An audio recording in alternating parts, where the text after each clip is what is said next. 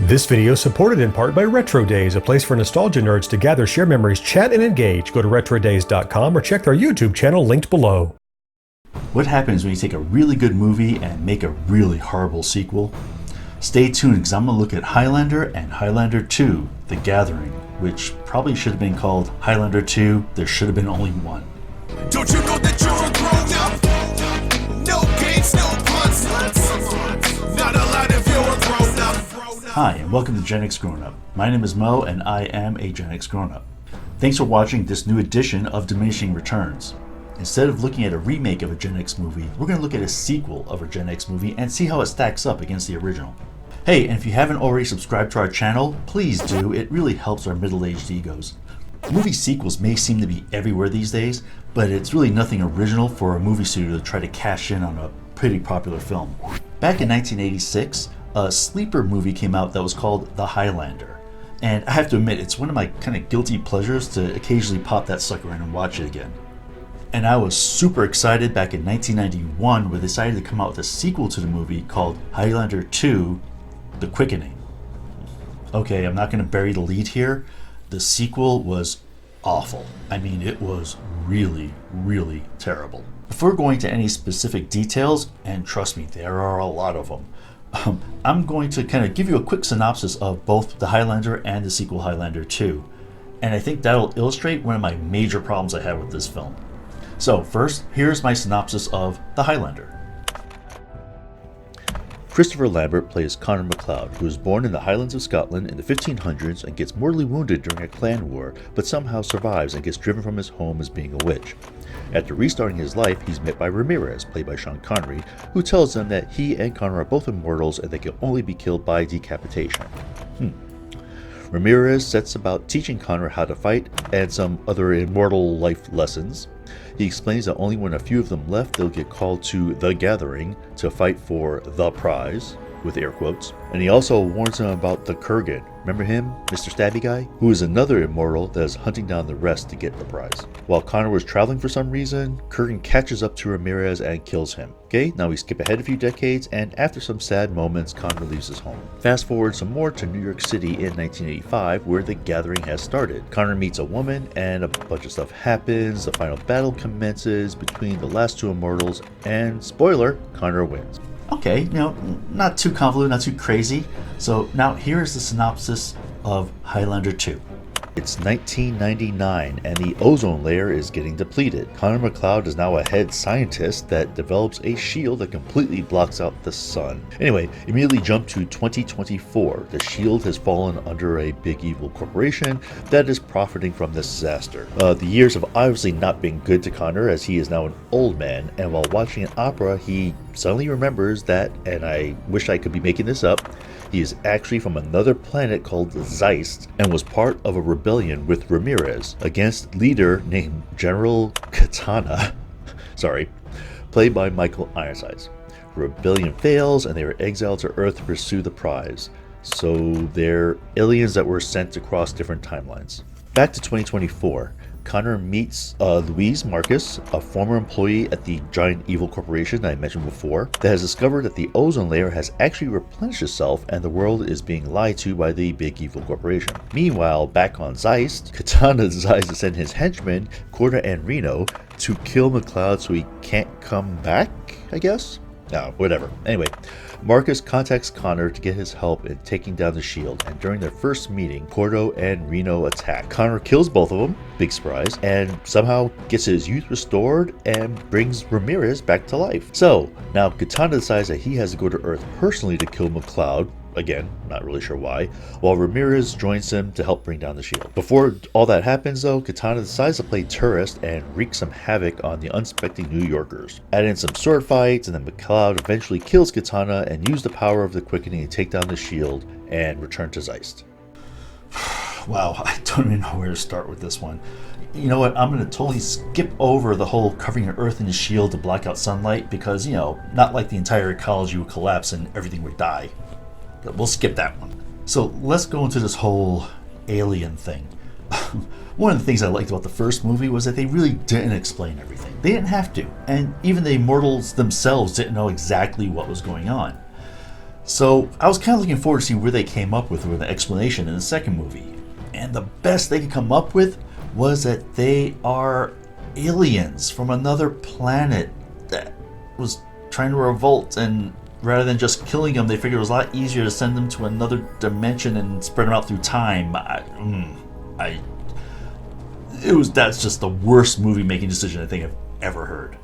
I mean, they were aliens from another planet that just happened to have names like McLeod and Ramirez. I mean, it was really nice of them to send Connor McLeod to a place where everyone had his exact same last name and just accept him as part of their clan. So to me, the mark of a really good movie is to have a really good villain. And I think Kurgan in the original movie was a pretty good villain. I mean, watch this scene.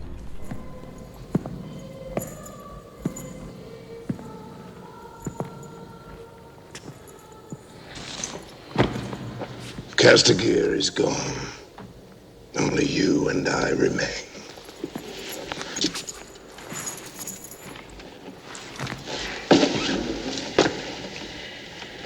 Nice to see you, Kurgan. Who cuts your hair? I am in disguise. This way no one will recognize me. I do. What do you want? Your head. And the prize. Watch. Happy Halloween, ladies!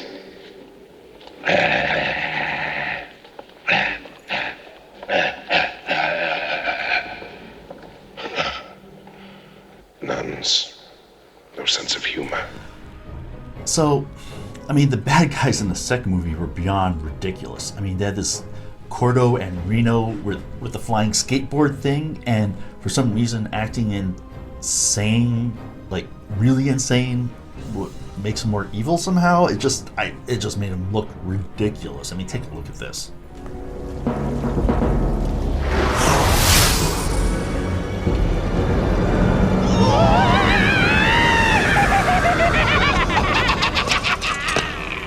Who are they? I don't know. Let me have him. But I want him. It's my turn. McLeod! You're going to die! And the main bad guy in the second movie was called General Katana.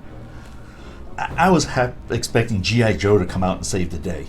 And talk about making a totally derivative villain. I mean, could they have copied the Kurgan any more?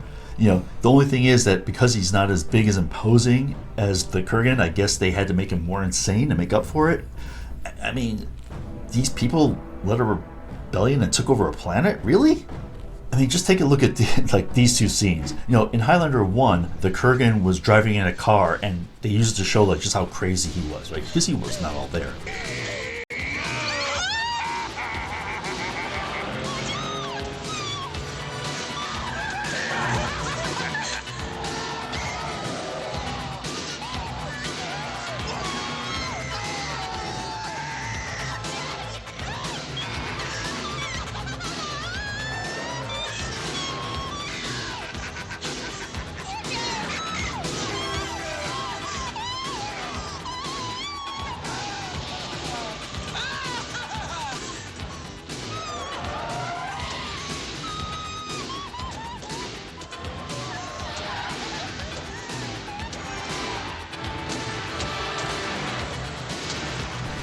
In Highlander 2, I guess they said, oh, we have to top that scene, so we're going to have him drive a subway car. Because you can wreak all sorts of havoc that way, I suppose. Anyway, just take a look.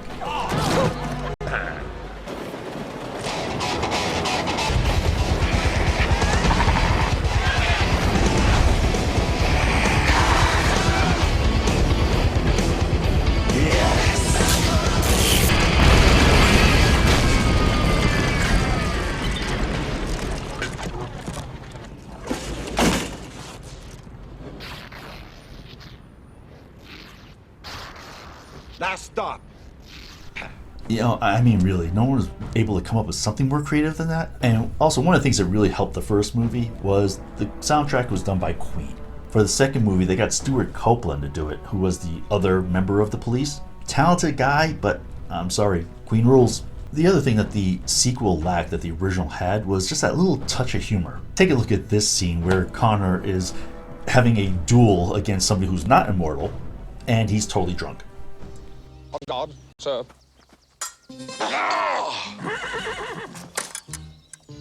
Wonderful, sir. Thank you, Hotchkiss. Bassett? That you? You missed him, Mr. Bassett.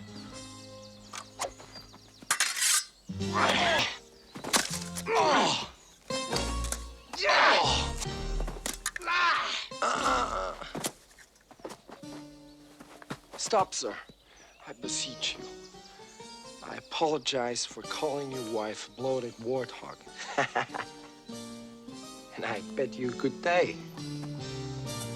So again, the sequel made a couple attempts at trying to throw some humor in there, but it was really, really terrible. To show you how bad this movie actually was, in 1995 they came out with a renegade version of the film, where they totally reworked the movie. They cut out all the scenes that made any reference to them being aliens and threw in some subplot thing where they were from Earth, but priests in the past sent them forward. I don't know. I think one critic said it best. They said, the renegade version is not a good movie, but it was infinitely better than the original. I hope I did my part and helped prevent at least one person in the world from actually watching this sequel, because it was truly, truly terrible. But if you agree with me, don't agree with me, please send comments. I'd love to read them. Hey, because you know, there are a few things in the world that are more disappointing than a horrible sequel. Except for maybe The Last Airbender. Alright, take care everybody. Gen X Grown Up is dedicated to bringing you new Generation X inspired videos every week. Here are a couple more you can watch right now, but for even more, subscribe and enable those notifications. And if you love what we do, we invite you to support us over on Patreon. And of course, your feedback in the comments and a quick thumbs up are always appreciated.